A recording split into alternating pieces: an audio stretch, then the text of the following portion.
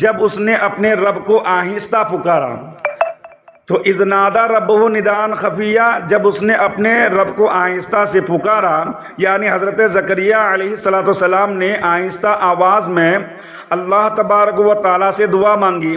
مفسرین نے آپ علیہ السلام کے آہستہ آواز میں دعا مانگنے کی چند وجوہات ذکر فرمائے ہیں۔ کوئی نہ کوئی وجہ ہوں گی کہ حضرت زکریا نے آہستہ دعا کیوں مانگی، تو کوئی نہ کوئی وجہ ہے۔ تو مفسرین کرام نے وجوہات جو بیان کی ہیں، پہلی وجہ یہ ہے کہ آہستہ دعا مانگنے میں اخلاص زیادہ ہوتا ہے اور دعا مانگنے والا ریاکاری سے محفوظ رہتا ہے، اس لیے حضرت زکریا علیہ السلام نے آہستہ دعا فرمائی۔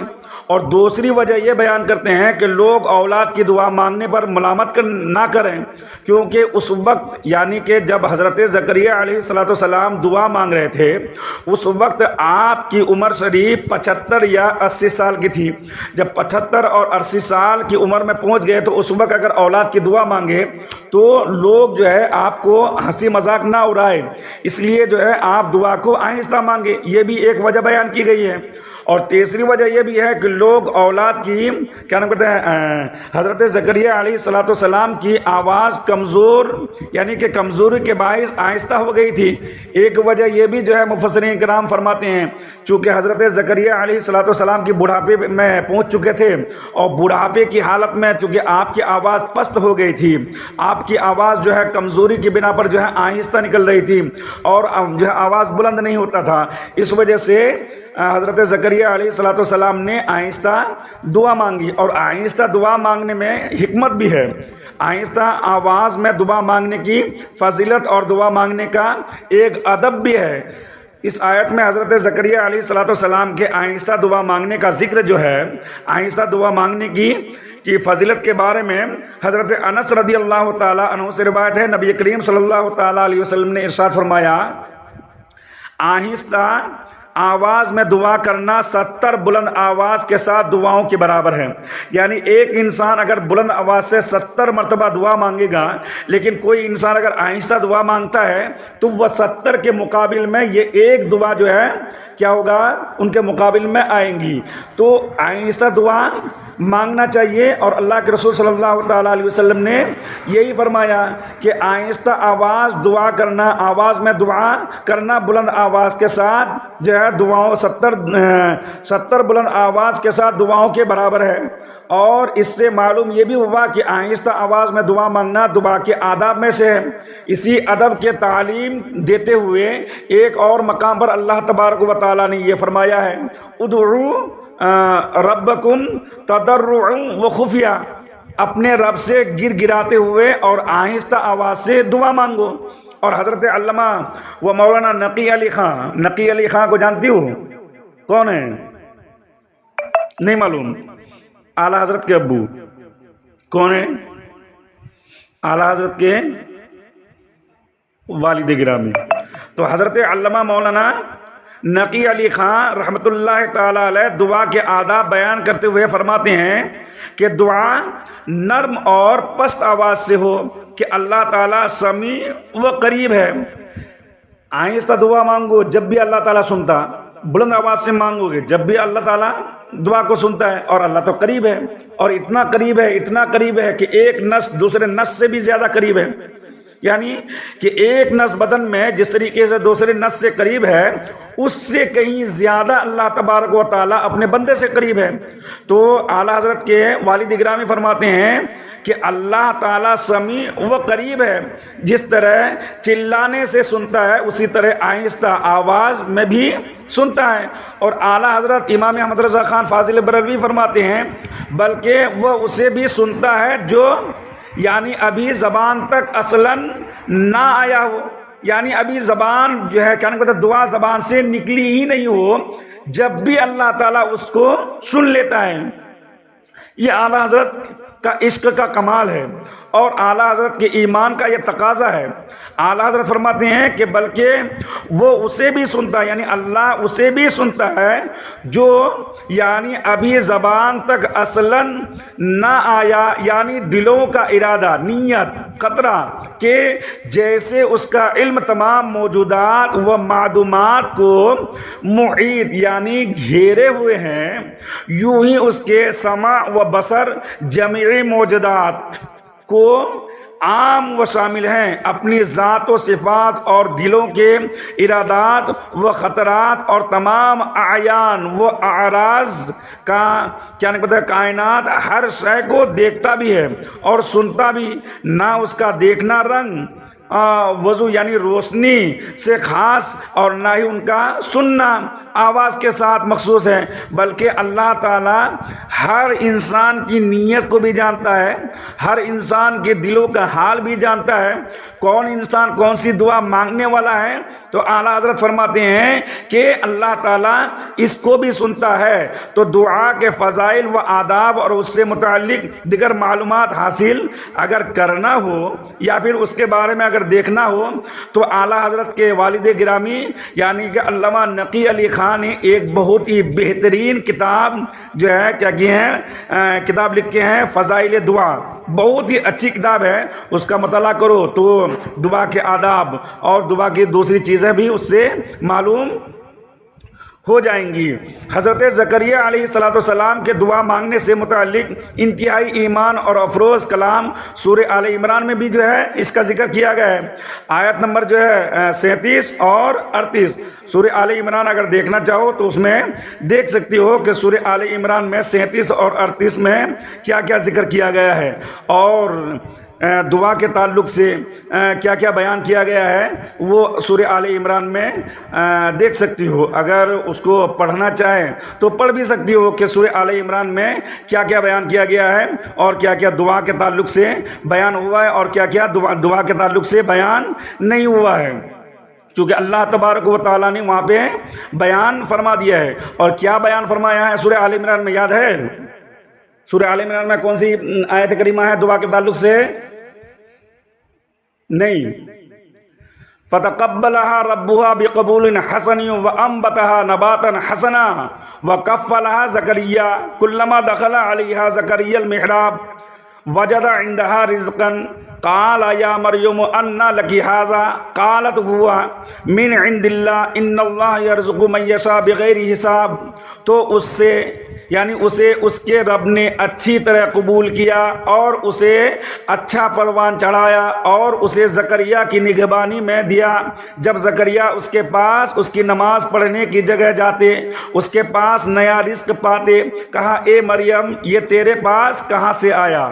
تو بولی وہ اللہ کے پاس سے آیا ہے، بے شک اللہ جسے چاہے بے گنتی دے رزق، کیا دے؟ بے گنتی رزق عطا فرمائے۔ تو فتقبلها ربها بقبول حسن، تو اس کے رب نے اسے اچھی طرح قبول کیا۔ اللہ تعالیٰ نے نظر میں لڑکے کی جگہ حضرت مریم رضی اللہ تعالی عنہا کو قبول فرما لیا اور انہیں احسن انداز میں پروان چڑھایا۔ حضرت مریم رضی اللہ تعالی عنہا دوسرے بچوں کی بنسبت بہت ہی تیزی کے ساتھ بڑھ رہی تھی۔ حضرت حنا رضی اللہ تعالی عنہا نے ولادت کے بعد حضرت مریم رضی اللہ تعالی عنہا کو ایک کپڑے میں لپیٹ کر بیت المقدس کے علماء کے سامنے پیش کر دیا تاکہ وہ انہیں اپنی کفالت میں لے لیں۔ ان علماء کو بہت معزز شمار کیا جاتا تھا، بہت ہی مرتبہ والا اور بلند مقام والا ان علماء کرام کو شمار کیے جاتے تھے۔ یہ علماء حضرت ہارون علی نبینا علیہ الصلوۃ والسلام کی اولاد میں سے تھے اور بیت المقدس کی خدمت پر مقرر تھے۔ چونکہ حضرت مریم رضی اللہ تعالی عنہا حضرت عمران رضی اللہ تعالی عنہ کی بیٹی تھی جو ان علماء میں ممتاز تھے اور ان کا خاوند یعنی کہ انہیں ان کا خاوند کہتا ہوں ان کا خاندان بھی بنی اسرائیل میں بہت اعلیٰ اور صاحب علم خاندان تھا۔ اس لیے ان سب علماء نے جن کی تعداد 27 تھی حضرت مریم رضی اللہ تعالی عنہا کو اپنی پرورش میں لینے میں رغبت ظاہر کی۔ حضرت زکریا علی نبینا علیہ الصلوۃ والسلام نے فرمایا کہ میں ان کا سب سے زیادہ حقدار ہوں، کیونکہ میرے گھر میں ان کی خالہ ہیں۔ معاملہ اس پر ختم ہوا اور قرعہ اندازی کی جائے۔ چنانچہ قرعہ اندازی کیا گیا، اور قرعہ اندازی کرنے کے بعد حضرت زکریا علی نبینا علیہ الصلوۃ والسلام ہی کے نام پر وہ قرعہ اندازی ہوا، نکلا، وہ پرچہ نکلا، اور یوں حضرت مریم رضی اللہ تعالیٰ عنہ حضرت زکریا علی نبینا علیہ الصلوۃ والسلام کی کفالت میں چلی گئی۔ وجد عندہا رزقا، ان کے پاس نیا پھل پاتے، یعنی کہ حضرت مریم رضی اللہ تعالیٰ عنہ کے پاس ہر دن ہر وقت الگ الگ طریقے سے پھل آیا کرتا تھا۔ اللہ تعالیٰ نے حضرت مریم رضی اللہ تعالیٰ عنہ کو بہت عظمت عطا فرمائی۔ آپ رضی اللہ تعالیٰ عنہ کے پاس بے موسم کے پھل آتے جو جنت سے اترتے، اور حضرت مریم رضی اللہ تعالیٰ عنہ نے کسی عورت کا دودھ نہ پیا، بلکہ اللہ تعالیٰ نے اس کو جنت کا میوہ کھلایا، کسی کا دودھ حضرت مریم نے نہیں پیا۔ یہ بات یاد رکھنا، جب حضرت زکریا علی نبینا علیہ الصلوۃ والسلام حضرت مریم رضی اللہ تعالیٰ عنہ کے پاس جاتے تو وہاں بے موسم، یعنی جس پھل کا جو موسم ہوتا ہے وہ موسم بھی نہیں رہتا تھا، بلکہ بے موسم پھل حضرت زکریا دیکھتے تھے۔ حضرت مریم رضی اللہ تعالیٰ عنہ کے پاس جب جاتے تو وہاں بے موسم کے پھل پاتے۔ ایک مرتبہ آپ علی نبینا علیہ الصلوۃ والسلام نے حضرت مریم رضی اللہ تعالیٰ عنہا سے سوال کیا کہ یہ پھل تمہارے پاس کہاں سے آتا ہے؟ تو حضرت مریم رضی اللہ تعالیٰ عنہا نے بچپن کی عمر میں جواب دیا کہ یہ اللہ تبارک و تعالیٰ کی طرف سے ہے۔ حضرت مریم رضی اللہ تعالیٰ عنہا نے یہ کلام اس وقت کیا جب وہ پالنے یعنی جھولے میں پرورش پا رہی تھی۔ کتنے میں؟ بہت ہی بچپن کا زمانہ تھا، اور جھولے میں ہی اس وقت جھول رہی تھی۔ اس وقت حضرت مریم رضی اللہ تعالیٰ عنہا نے حضرت زکریا سے کلام فرمائی اور بتایا کہ یہ پھل جو آتا ہے یہ اللہ تبارک و تعالیٰ کے طرف سے آتا ہے، جنت سے اللہ تبارک و تعالیٰ میرے پاس یہ پھل کیا کرتا ہے، بھیجتا ہے۔ جیسا کہ ان کے فرزند حضرت عیسیٰ علی نبینا علیہ الصلوۃ والسلام نے اسی حال میں کلام فرمایا، یعنی جس طریقے سے حضرت عیسیٰ علی نبینا علیہ الصلوۃ والسلام بچپن کے زمانے میں آپ نے کلام فرمایا، اسی طریقے سے حضرت مریم رضی اللہ تعالیٰ عنہا بھی بچپن کے زمانے میں حضرت زکریا سے کلام فرمایا۔ حضرت زکریا علی نبینا علیہ الصلوۃ والسلام نے جب یہ دیکھا تو خیال فرمایا جو پاک ذات حضرت مریم رضی اللہ تعالیٰ عنہا کو بے وقت بے موسم بغیر ظاہری سبب کے میوہ عطا فرمانے پر قادر ہے، وہ بے شک اس پر بھی قادر ہے کہ میری بانجھ بیوی جو میری بیوی سے اولاد نہیں پیدا ہوئی ہے، میری بانجھ بیوی کو نئی تندرستی دے دے، اور مجھے اس بڑھاپے کی عمر میں اولاد کی امید ختم ہو جانے کے بعد فرزند عطا فرما دے۔